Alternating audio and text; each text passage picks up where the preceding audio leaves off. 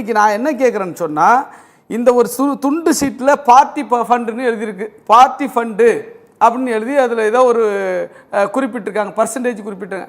இது யார் எழுதுனா, என்னத்துக்கு எழுதுனா? பார்ட்டி ஃபண்டுன்னாவே உடனே மு.க. ஸ்டாலின் குற்றவாளியா, உதயநிதி ஸ்டாலின் குற்றவாளியா, அம்மா துர்கா அவர்கள் குற்றவாளியா? என்னங்க அபத்தமாக இருக்குது? உங்களை எப்படிங்க இது வெளியில் வந்துச்சு? எப்படி இதை யார் வெளியிட்டது? பேப்பருக்கு எப்படி போணுச்சு?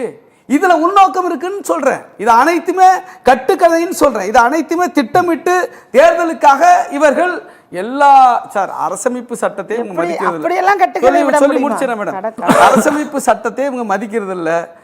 எஸ்ஐஆருங்க எதான் அவர் வசீகரன் சார் சொன்ன மாதிரி தங்களுடைய நோக்கத்தை நிறைவேற்றிக் கொள்வதற்காக, தேர்தலில் வெற்றி பெற வேண்டும் என்பதற்காக எல்லா அரசமைப்பினுடைய அமைப்புகளையும் மிக தவறாக பயன்படுத்தக்கூடிய சுதந்திர இந்திய வரலாற்றிலே மிக மோசமான ஒரு அரசமைப்பு சட்ட விரோத ஆட்சி நடக்குதுன்னா அது பிஜேபி ஆட்சி தான். நீ மேடையில பேசல, நீங்க கண்டென்ட்ட சொல்லுங்க. நீங்க நடக்கிறத சொல்றேன், கண்டென்ட் சொல்றேன். நீங்க ஒண்ணும் இப்ப கண்டென்ட்டே சொல்லல.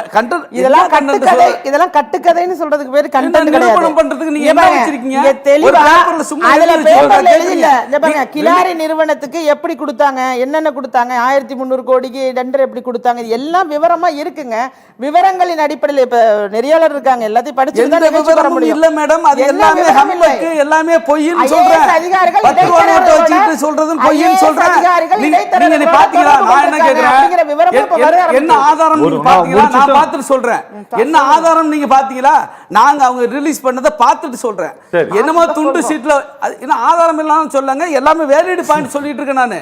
நீங்க சும்மா போற போக்குல ஒரு வார்த்தை டேலி பண்ணிட்டு போயிடலாம் நினைக்காதீங்க. நீங்க பதில் சொல்லுங்க பார்க்கலாம். உங்க ஈடியினுடைய நேர்மை குறித்து பதில் சொல்லுங்க பார்க்கலாம். உங்க பிஜேபியினுடைய நேர்மை குறித்து மேடம் ஒரு அரசாங்க துறையை பற்றி நீங்க கவனம் கொள்ளணும். மேடம் இது ஒண்ணும் பிஜேபி அமைப்பு அனைத்தையுமே மிக மோசமான